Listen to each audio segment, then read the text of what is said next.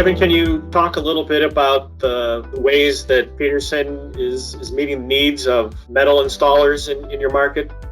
Sure, Rob. I think one of the things that Petersen does very well is maintain a technical knowledge base across various individuals within the organization.